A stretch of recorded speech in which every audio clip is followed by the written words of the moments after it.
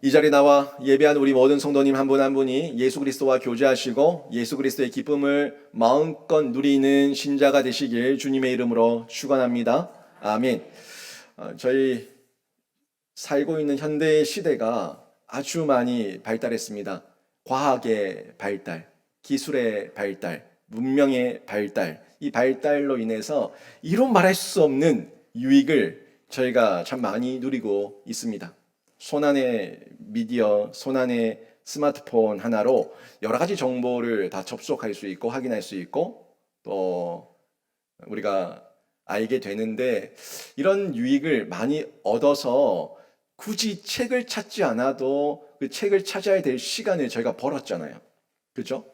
가정에서 청소기가 일하고 세탁기가 일하고 건조기가 일하고 또 로봇 청소기가 돌아다니면서 일하고 그런 기계의 발달에 의해서 우리가 가정에서 해야 될 일도 상당히 많이 줄었습니다.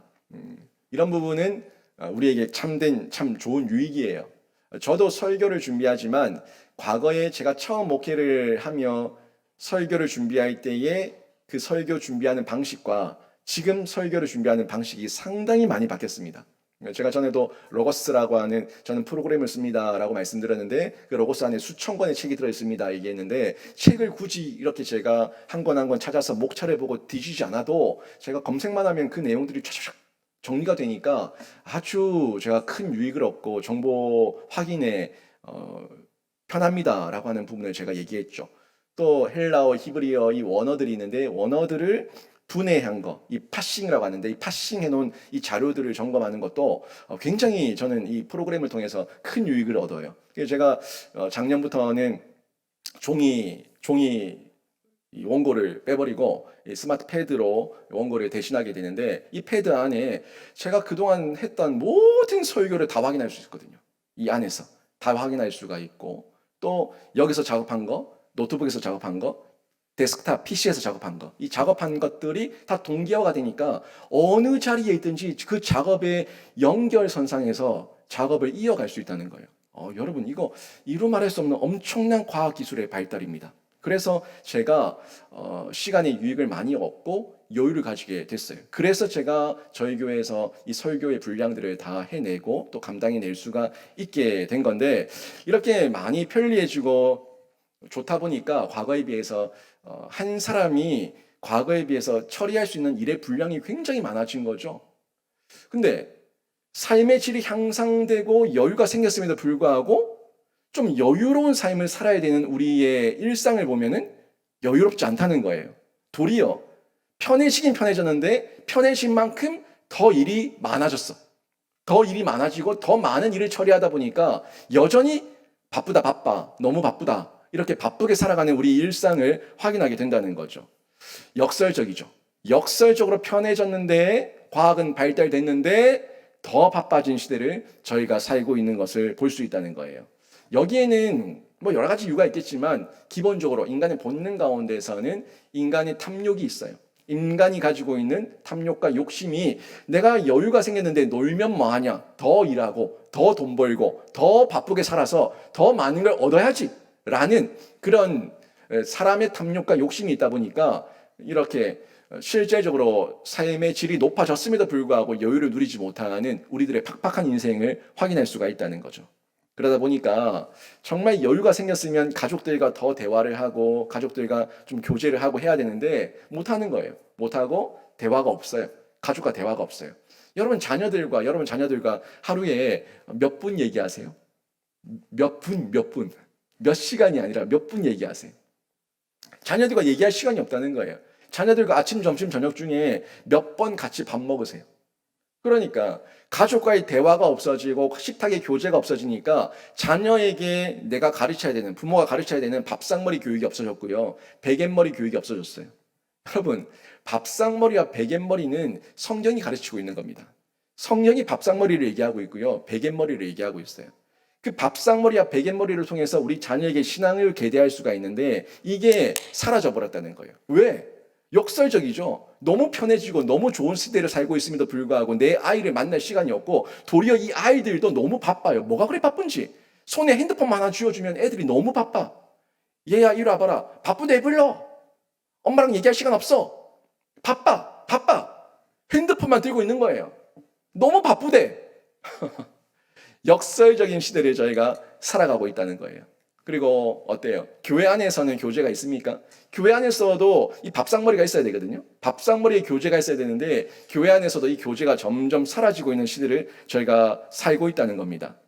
음식을 나누고 교제하고 이런 부분들에 대해서 우리가 여유 있게 마음을 열고 다가가지 못하고 교회 내에서도 교제 좀 합시다라고 얘기하면 부담스러워 한다는 거예요. 뭐 타로 굳이 성도들끼리 만나냐, 불편하게 만나지 말자, 그냥 각자 신앙생활 하자 라고 얘기하는 이런 시대를 저희가 살고 있다는 거죠.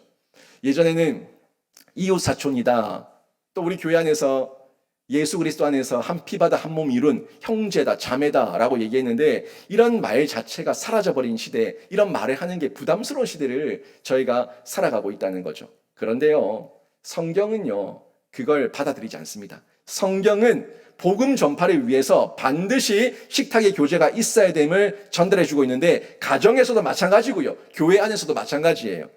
여러분 가정에 그 베갯머리와 밥상머리의 시간이 어느 정도인지 여러분 스스로 지금 자문해 보십시오. 떠올려 보세요.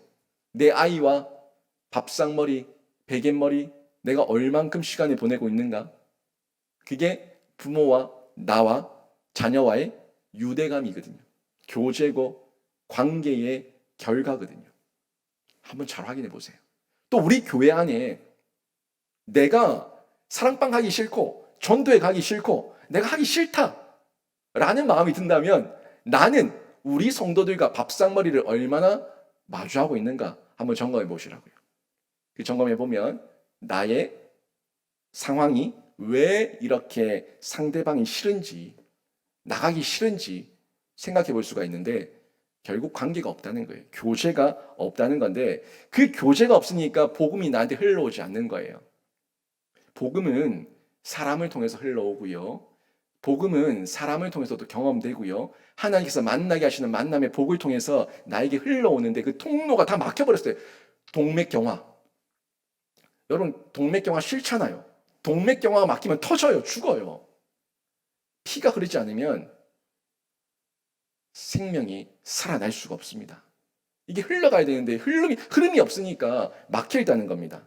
근데요, 우리 성경에서는 하나님께서 우리를 찾아오십니다. 예수님께서 우리를 찾아오십니다. 하나님께서 우리에게 식탁의 교제를 하게 하십니다. 예수께서 식탁의 교제를 하게 하시고 우리에게 성찬 가운데 초청하십니다. 함께 먹고 마시고 나누고 함께 잔치하자고 말씀하십니다. 오늘 본문도 그 내용이에요. 오늘 본문도 하나님께서, 예수님께서 죄인된 제자들에게 먼저 찾아와 주셔서 그들과 뭘 하셨는가? 왜 성육신 하셨고 왜 이 땅에 오셔서 공생의 가운데 예수님께서 먼저 하셨던 것이 뭔가 하는 부분을 확인해 볼 수가 있는데 예수님께서 우리를 초청하십니다. 우리를 초청하시며 우리를 예수의 제자 삼아 주시고 하나님의 자녀 삼아 주셔서 우리에게 그 유익을 얻고 그 은혜를 누리며 그 은혜와 복을 흘려보내는 하나님의 복의 통로로 사용하기를 원하시는데 그 일 하려고 예수님께서 오셨어요. 오셔서 그냥 앉아 계신 게 아니라 먼저 오셔서 우리를 초청하시고 우리에게 다가와 주셨습니다. 예수님이 오신 거예요. 오늘 본문 한번 보십시오. 27절에도 그 후에 예수께서 나가사 레위라 하는 세리가 세관에 앉아 있는 것을 보시고 나를 따르라 하시니, 지금 레위가 예수님을 먼저 발견하고 예수님께 갔어요? 아니면 예수님이 레위를 발견하고 레위에게 가서 말을 건넨 겁니다. 어떻게 된 거예요? 후자죠. 예수님이 레위를 발견하고 죄인이었던 레위를 보시고 불쌍히 여기셔서 가셔서 그에게 말을 건네셔서 나를 따르라고 말씀하신 거예요.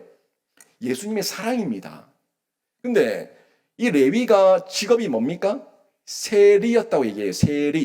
세리로 세관에 앉아있다고 얘기하는데 그때 당시에 세리는 로마의 앞잡이입니다. 지금으로 우리 한국으로 얘기하면 일본의 앞잡이들, 매국노, 이렇게 손가락질 당하던 자들이 세리였는데 그 세리가 세관에 앉아서 백성들의 고혈을 빨아먹고 이걸 일부를 로마에 바치고 일부는 자기들이 착취하니까 사람들이 다 하나같이 싫어했어요.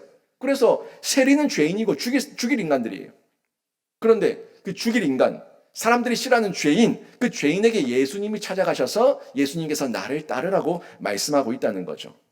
그리고 28절에 보니까 레위가 어떻게 합니까? 예수님께서 나를 따르라는 그 말씀을 보고 듣고 모든 것을 버리고 예수를 따라서 쫓게 되는 내용이 오늘 28절에 이어서 나오게 되죠. 왜? 레위는 돈이 많아요. 세리고 돈이 많은 사람이에요. 근데 그가 이 돈을 내버려 두고 예수를 따른 이유는 뭘까요? 왜 따랐을까요?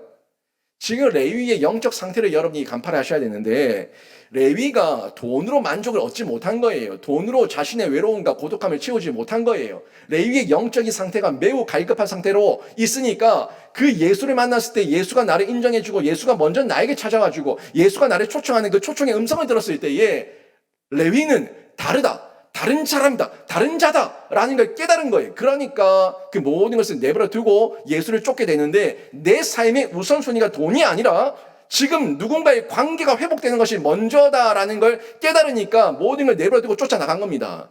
여러분 돈 수십억, 수백억, 수천억을 쌓아놔 본들 아무도 여러분 인간 취급 안 하면은 아무도 여러분을 쳐다보지도 않으면은 여러분 그 돈이 왜 필요합니까? 돈을 아무리 쌓아놔 본들 쓸 데도 없고 자랑할 데도 없고 사람들이 나를 인정해 주지도 않고 돈이 아무리 많은데도 나에게 손가락질을 한다면 그 돈이 나에게 무슨 필요가 있냐는 거예요. 레위가 세관에 앉아서 돈을 쌓아놓고 있지만 자신의 상황이 이런 상황이라는 걸 알게 되니까 영적 갈급함 가운데 반응한 거예요. 그게 모든 것을 버려두고 예수를 쫓았는데 우선순위가 예수가 먼저고 관계가 먼저라는 걸 깨달은 거예요. 그리고 반응한 겁니다. 예수님은요, 이런 레위를 죄인이죠. 세리죠. 이런 레위를 찾아가 주셔서 제자 삼아 주셨습니다. 이 사건은 그 당시에 레위 사건으로 끝난 것이 아니라 지금도 우리에게 여전히 동일합니다. 저와 여러분 세리 같은 존재예요. 저와 여러분 죄인 중에 괴수예요. 그런데 저와 여러분에게 예수께서 먼저 찾아와 주셔서 늘 우리를 초청해 주고 있다는 겁니다. 나를 따르라. 나를 따르라. 내 음성을 듣고 나를 따르라.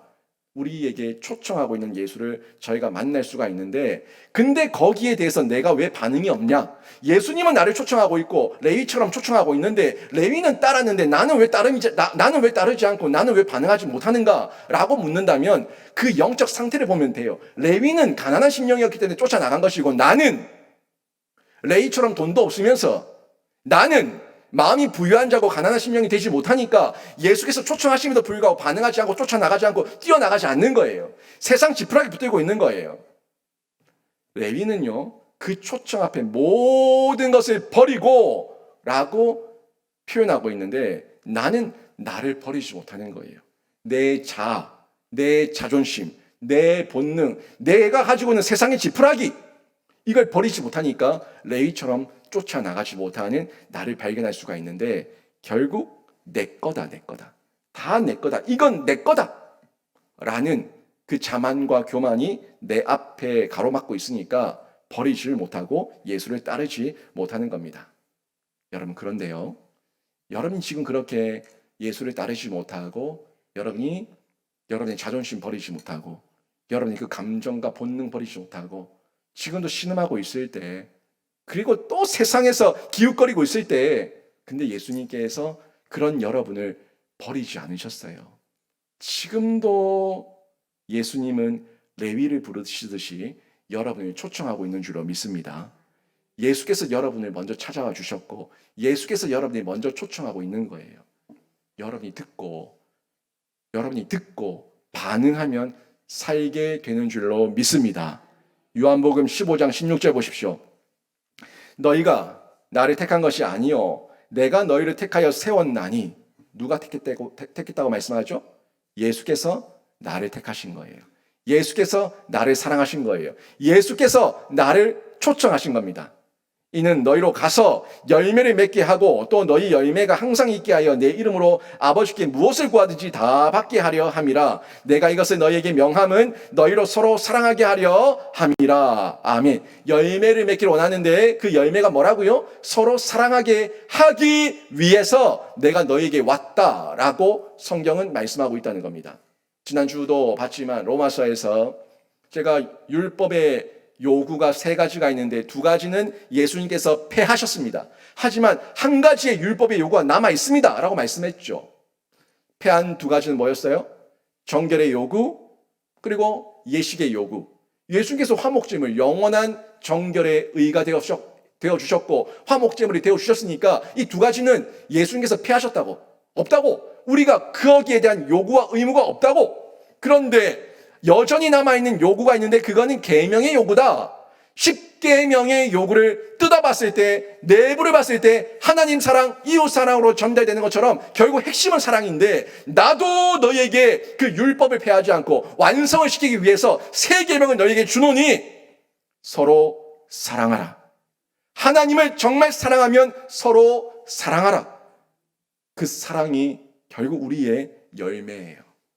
예수를 사랑하면 세상 사람이 우리가 예수의 제자인 걸 안다고 했어요. 열매로 그들을 알리라 말씀하셨어요. 그 열매는 결국 사랑함인데 하나님을 사랑하는 만큼 또 이웃을 사랑하기 위해서 교제하고 밥상머리에 기꺼이 나오고 함께 그 은혜를 공유하는 것, 이 공동체를 세워나가는 게 결국 열매 맺는 교회고 열매 맺는 신자의 모습이라는 거죠. 여러분, 지금도 여러분을 하나님께서 부르십니다. 초청하고 있어요. 때로는 여러분이 묵상하는 가운데, 큐티 말씀을 묵상하는 가운데 여러분이 직접 깨달으면 더 큰 은혜고요. 하나님의 음성을 직접 들으니까 불같이, 방망이같이 바위를 쳐서 부스러뜨리는 방망이같이 임하는 하나님의 말씀의 음성을 여러분이 묵상하는 가운데 직접 깨달으면 너무너무 큰 은혜고, 그게 어려울 때, 그게 잘 안 될 때 매 주일마다 예배 강단 앞에서 목사를 통해서 전달되는 하나님의 음성이 여러분 귓가에 들려지면 여러분이 그 앞에 레이처럼 뛰어나가고 반응하기만 되면 여러분은 열매 맺는 신자가 될 줄로 믿습니다. 반응하시라고. 귀를 틀어막고 등을 돌리고 고개를 숙이고 뒤로 돌아서서 도망가지 말고 하나님께서 부르실 때에 그 말씀 앞에 반응하라고요. 초청한 사람의 손을 잡으라고요. 그 초청 앞에 반응할 때 사랑의 열매를 맺게 되는 겁니다. 레위는 그 초청 앞에 반응했던 한 명의 제자였던 거예요. 또 예수님께서 초청하신 이후에 그냥 이유 없이 초청하신 것이 아니라 너 죄인이지, 너 아프지, 너 병자지, 이리 와, 나에게 와. 초청하셨으니까 우리를 치료해 주시는 거예요. 예수께서 우리를 친히 고쳐주시고 살려주시고 회복시켜주시는 치료의 은혜를 베푸시는 거예요. 우리 치료해주기 위해서 부르신 거예요. 여러분 이거 인정하세요. 여러분 건강합니까? 육이 건강하고 영이 건강하고 여러분의 인생의 의와 공의가 가득 차 있습니까? 저한테 얘기할 게 아니라 여러분이 하나님 앞에서 어떻게 얘기하냐고요. 하나님 저 의인입니다. 저 너무너무 잘했죠. 참 잘 살았죠. 복 많이 주세요. 라고 기도합니까? 아니면 여러분이 하나님 앞에서 하나님 제가 죄인입니다. 저를 불쌍히 여겨주시옵소서 라고 기도합니까? 그 인정을 자존심 부리지 말고 하라는 거예요. 하나님 앞에서. 예수님이 그 죄인들을 불러내셔서 고쳐주시려고 식탁의 교제를 같이 해주신 겁니다. 오늘 본문에 예수님께서 세리와 죄인들과 같이 식탁의 교제를 하고 있죠. 그들의 친구가 되어주셨죠. 그들의 가족이 되어주셨어요. 식구는 뭐가 식구입니까? 함께 밥을 먹어야 식구예요. 식구가 왜 식구가 된 줄 아시죠?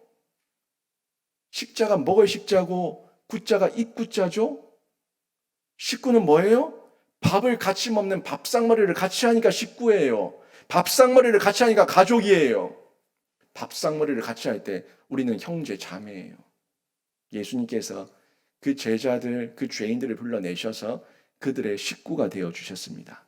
그들의 가족이 되어 주셨습니다. 30절 보십시오. 바리새인과 그들의 서기관들이 그 제자들의 비방하여 이르되 너희가 어찌하여 세리와 죄인과 함께 먹고 마시느냐. 바리새인과 서기관들은 그들의 식구가 아니에요. 그들의 가족이 아니에요. 왜? 그들을 정죄하고 비난하고 나는 너희들 같이 더럽고 추악한 자들과 같이 밥 먹지 않아. 불결해. 짜증나. 저리 가. 혹시라도 여러분이 우리 성도들을 볼 때에, 우리 교우들을 볼 때에 내가 저런 권사와 저런 집사와 저런 사람들과 같이 밥 먹을 바에는 밥 안 먹는다 라고 생각하고 있다면 여러분이 누구예요? 바리새인이에요. 여러분이 서기관이에요. 예수님은 그 죄인에게 찾아오셔서 그들과 함께 식사해 주셨습니다. 이거 기억하세요, 여러분. 여러분이 왜 사랑방이 안 나오는지, 여러분이 왜 전도에 안 나오는지, 여러분이 왜 모임 가운데서 뛰쳐나가는지 한번 생각해 보세요. 여러분이 예수의 제자로 살고 있는지, 바리새인과 서기관의 행동하고 있는지 점검하라는 겁니다. 예수님은 이 바리새인과 서기관들의 비난을 이미 다 알고 계셨어요. 알고 계셨지만 왜 그들 앞에서 그렇게 율법적으로 죄인들과 밥 먹는 걸 싫어하는 그 바리새인들 앞에서 왜 예수님께서 그들과 일부러 굳이 식사를 하셨을까요? 가르치려고. 너희는 그렇게 생각하냐? 너희는 그렇게 비난하냐? 나는 그렇게 생각하지 않는데. 이거 가르치시려고 의도적으로 그들의 비난과 그들의 공격과 그들의 모든 오해를 친히 감수하시면서 그 죄인들과 그들이 보는 앞에서 일부러 식사를 하신 겁니다. 스스로 의인인 척, 스스로 정결한 척 착각하고 있는 이 바리새인과 서기관들에게 예수님께서 뭐라고 말씀하시는지 보시죠. 31절, 32절입니다. 예수께서 대답하여 이르시되 건강한 자에게는 의사가 쓸데없고 병든 자에게라야 쓸데있나니 내가 의인을 부르러 온 것이 아니요 죄인을 부르러 회개시키러 왔노라. 여러분 정말 아멘이십니까? 여러분 의인이세요? 여러분 지금 건강합니까? 여러분이 의인이고 여러분이 건강하다고 스스로 자만하고 있다면 여러분은 예수가 필요 없습니다. 여기 앉아있을 이유도 없습니다. 복음이 필요 없습니다. 이미 건강한 자고 이미 의인인데 여기 앉아 왜 있습니까? 이미 의인이고 건강한 자는 자기가 예배를 받아야죠. 내가 왕인데, 내가 의인이고 내가 건강한데 내가 예배를 받아야지 왜 예배하러 이 자리에 나와서 제가 죄인입니다 하는 이 자리에 앉아서 엎드려 있습니까? 그럴 이유가 없다는 거예요. 저와 여러분은 병든 자입니다. 저도 연약하고 저도 병들고 저도 허물투성이고 저도 죄인입니다. 그래서 저는 예수님이 필요하고 저는 복음이 필요합니다. 여러분 어떻습니까? 저와 여러분이 교만과 자만에 빠져서 스스로 상대방만 비난하고 죄인들의 모임 가운데 가기를 꺼려하고 혼자 의롭다, 혼자 당당하다, 혼자 교회를 보며 비판하고 판단하고 있다면 우리는 결국 바리새인이고 서기관 됨을 스스로 인정하게 되는데 여러분 자존심이 좀 상해도 하나님 앞에서 내가 죄인됨을 인정하십시오. 나의 실존을 정직하게 인정하시고 엎드리시라고요. 저는 죄인입니다. 저는 아무것도 아닙니다. 저는 하나님 없으면 예수 없으면 아무것도 아닙니다. 이걸 인정하게 될 때에 예수님께서 우리에게 찾아와 주시고 우리를 고쳐주시고 우리를 살려주시고 우리를 수술해 주셔서 다시금 모든 것 가운데 정상적으로 회복시켜 주실 줄로 믿습니다. 이게 예수님께서 우리에게 행하실 일이에요. 우리를 부르신 이유예요. 우리를 고쳐주시기 위해서 불렀어요. 병원에 갔으면 어디 아파요? 어디 아파요? 여기도 아파요. 저기도 아파요. 아픈 걸 얘기해야지 의사가 고쳐줄 거 아닙니까? 병원에 와서 앉아가지고 팔짱 끼고 어디 아픈지 마셔봐라. 네 어디 아픈지 마셔봐라. 그리고 네 의사니까 고쳐봐라. 의사가 필요 없어요. 어디 아픕니다. 죽겠습니다. 힘듭니다. 고쳐주세요. 살려주세요. 라고 얘기할 때 그 의사는 온 정성을 다해서 그 환자를 돌보게 될 겁니다. 우리 예수님이 의사예요. 저와 여러분이 죄인인데 이런 죄인인 우리에게 예수님께서 홀로 내버려 두지 않으시고 죄인이니까 병자니까 죽어라 하고 내버려 두지 않으시고 우리에게 친히 오셔서 나와 함께 해주시고 걱정하지 마라. 내가 너를 고쳐주겠다. 내가 너를 살려주겠다. 약속해 주셨습니다. 이게 복음이에요. 이게 복음이에요. 이 약속이 있기 때문에 이 언약이 있기 때문에 복음인 줄로 믿습니다. 이 복음 딱 붙드는 거죠. 복음 붙들고 예수님 안에서 예수께서 나와 함께 하시니까 괜찮아. 예수께서 나와 함께 하시니까 나는 살 수 있어. 예수께서 나와 함께 하시니까 나는 살았어. 나를 고쳤어. 나를 회복시켜 주셨어. 라는 이 기쁨을 맛보면서 다른 사람들에게 이 기쁜 소식을 저희가 전하며 또 다른 사람들을 예수를 초청하며 예수를 자랑하는 거죠. 이걸 하라고 저희를 불러주시고 고쳐주신 거예요.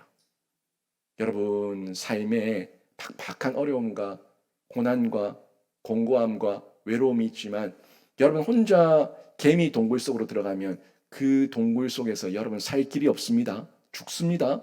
나오셔서 광명 가운데 나오셔서 예수와 동행하면 여러분 사는 거예요. 다시 회복되고 일어나게 되는 겁니다.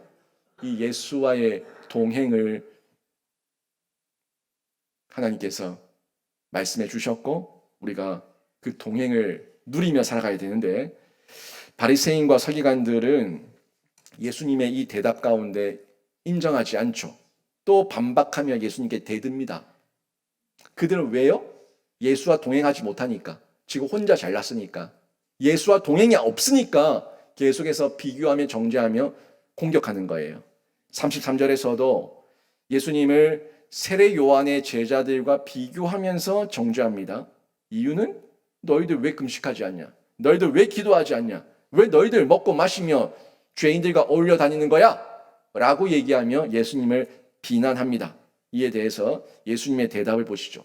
34절과 35절에 또 예수님께서 이 바리새인들에게 말씀하십니다. 예수께서 그들에게 이르시되 혼인집 손님들이 신랑과 함께 있을 때에 너희가 그 손님으로 금식하게 할 수 있느냐? 그러나 그날에 이르러 그들이 신랑을 빼앗기리니 그날에는 금식할 것이니라. 아멘. 지금 예수님께서 말씀하시는 거는 지금은 금식할 때가 아닌데 지금은 혼인잔치에 신랑이 들어온 이 자리에 어떻게 금식을 할 수가 있냐? 지금 금식할 때가 아닌데 너희는 신랑을 보지 못하는구나. 너희는 예수를 보지 못하는구나. 너희는 구원자를 보지 못하는구나. 그러니까 지금 금식하겠다고 얘기하고 있는데 너희는 보지 못하는구나. 너희는 예수와 동행하고 있지 못하는구나. 이 말씀을 전달해 주고 있는 거예요. 이유는 뭐예요? 결국 그들은 예수와 동행하지 않고 자신의 거짓된 모습과 율법에 매여서 형식에 매여서 정말 율법의 주인이시고 주관자시고 완성자시고 제정자이신 예수를 보지 못하니까 그저 사람만 보이니까 사람을 비난하고 공격하고 정죄하기 바쁜 거예요. 이 말씀 우리에게 한번 적용해 볼까요? 이 말씀 우리에게 적용하면 여러분이 교회 공동체를 볼 때 비난이 많고 원망이 많고 정죄가 많을 때 내가 예수와 동행하고 있는가 아닌가를 확인해 볼 수 있는 거예요. 내가 예수와 동행하지 않으면 입에 원망이 많아요. 불평이 많아요. 짜증이 많아요. 하지만 예수와 동행하면 예수 안에서 주는 기쁨이 있으니까 기쁨의 나눔, 행복의 나눔, 이 교제의 잔치가 벌어지게 되는 거죠. 모든 모임이 마찬가지예요.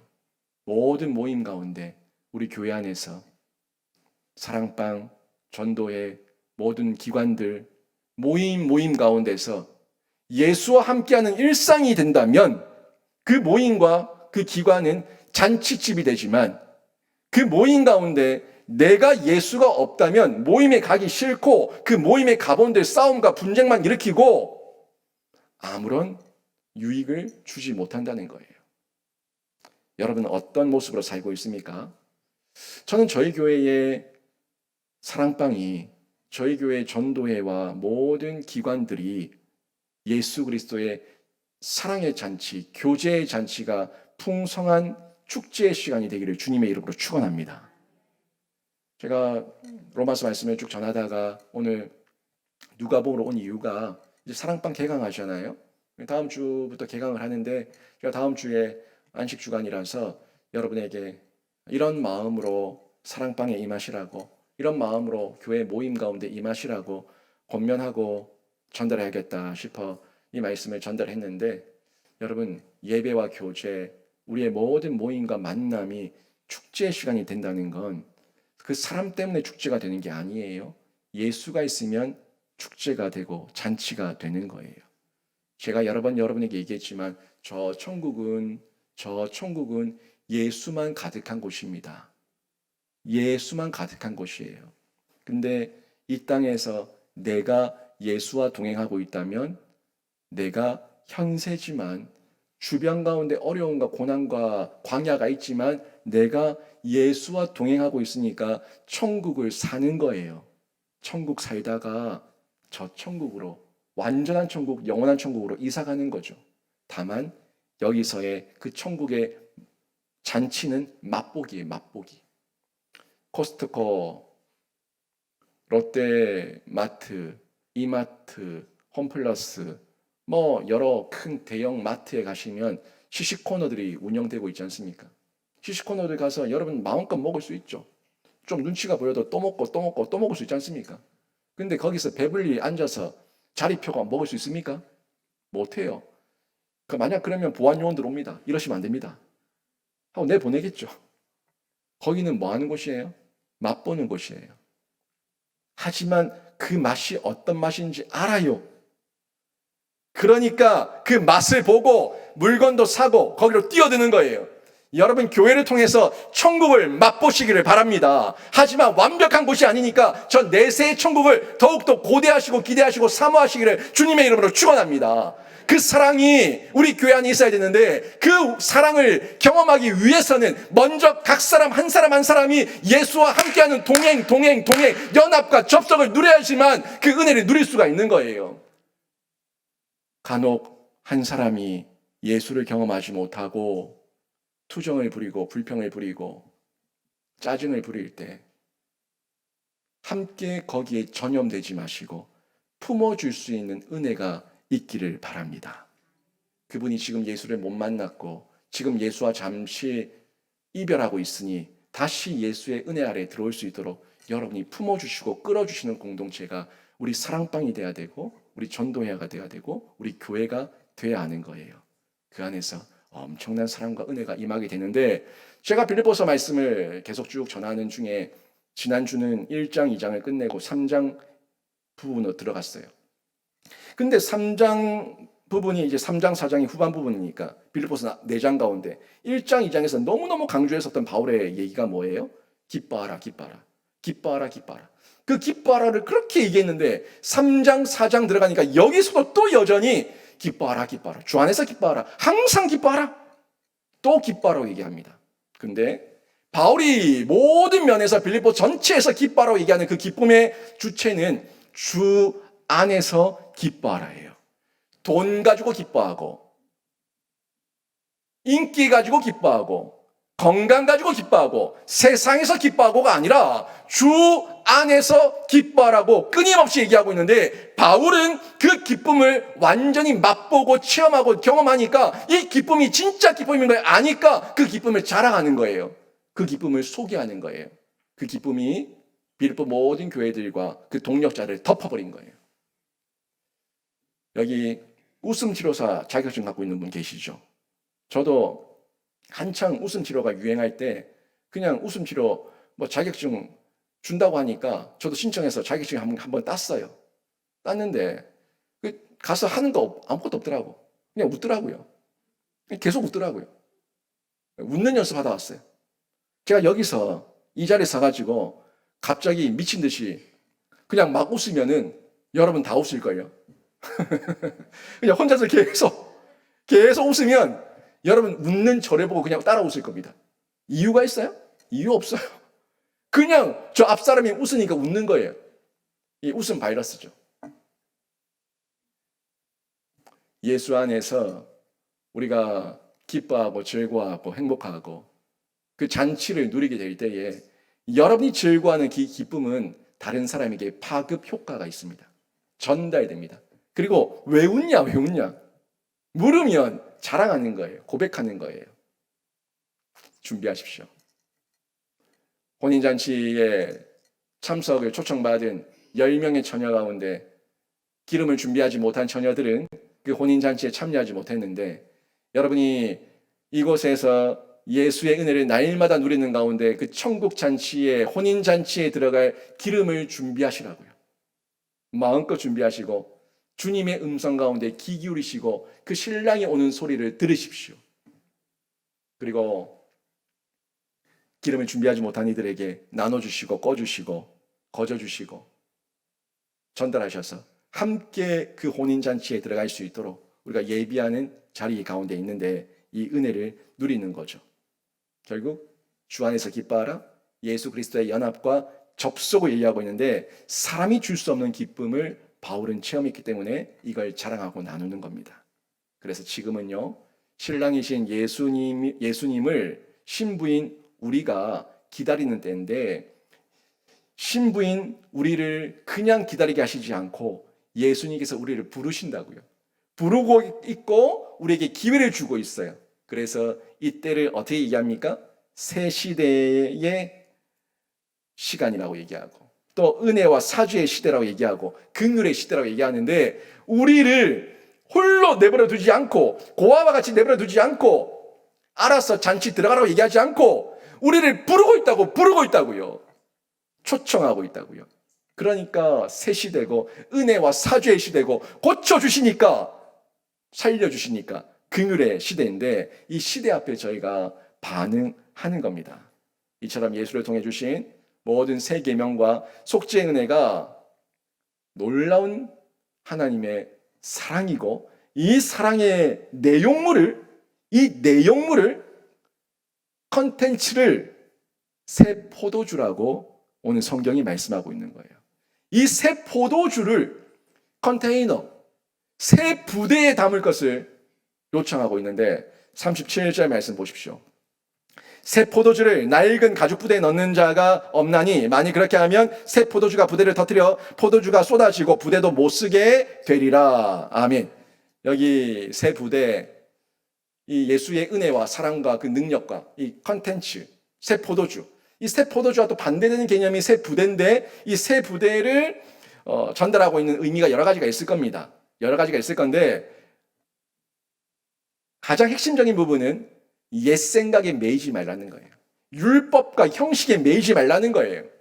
여러분, 바리새인과 서기관들과 사두개인들과 그 정치 지도자들이 율법을 몰랐어요. 알아요. 알지만 그 내용의 컨텐츠를 진실되게 보지 못하니까 하나님께서, 예수님께서 흘려보내시는 그 내용을 이해하지 못했고 받아들이지 못했고, 또 그 모든 것들을 어디로만 이해하려고 했어요? 자기의 옛 생각, 옛 마음, 옛 율법으로 이해하려고 하니까 이게 받아들여지지 않는 겁니다. 여전히 율법과 형식에 매여있는 그들의 모습은 때를 분별하지 못하고 있는 모습인데, 그러니 율법의 완성이시고 율법의 제정자이신 예수님도 알아보지 못하고 그저 그 예수님을 수용할 수 없으니까 그 옛 부대 안에서 썩어가는 거예요. 새 계명을 우리에게 주셨는데, 성령 안에서 예수께서 쏟아 부어주시는 말씀과 은혜와 사랑과 그 모든 것들을 여러분 품으시고 담으셔서 열매 맺고 사랑의 결과와 사랑의 전파가, 복음의 전파가 여러분 일상을 통해서 구체적으로 나타나길 주님의 이름으로 축원합니다. 예수님께서 이런 말씀을 참 많이 하셨어요. 여러분에게 하는 말씀입니다. 귀 있는 자는 들을지어다. 귀 있는 자는 들을지어다. 여러분 귀걸이 하셨습니까? 귀 한번 만져보세요. 귀가 없어요? 귀는 있는데 귀 있는 자는 들을지어다. 이 귀는 육체의 귀가 아닙니다. 영적 귀로, 영적 안목으로 들으시고 여러분 마음에 반응하시기를 바랍니다. 불같이 많은 하나님의 음성, 바위를 쳐서 부스러뜨리는 방망이 같이 많은 하나님의 음성을 여러분이 직접 들으시고 체험하셔서 여러분의 귀가 뚫려지고 들려지고 반응하는 역사가 있기를 바랍니다. 그리고 이제 나오셔야죠. 들으신 분들은 나오십시오. 귀에 있는 자는 나오십시오. 예수와 함께 식탁의 교제의 자리로 나오십시오.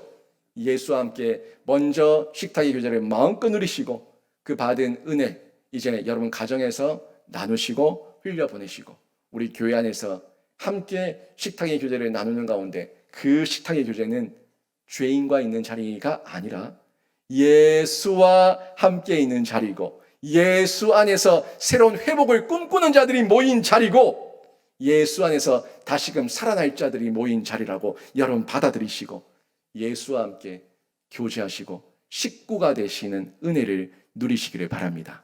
귀 있는 자는 들을지어다. 영적 양식, 식탁의 교제, 우리 교회 안에 풍성하게 일어나기를 원하는데요. 오늘 말씀 정리하면 여러분 예수의 초청에 반응하시고요. 예수의 치료를 기대하십시오. 여러분 아픈 거 알아요. 여러분 병든 거 알아요. 여러분 죄인인 거 알아요. 저도 죄인이고 아프고 병들었어요. 그래서 예수님의 치료를 기대합니다.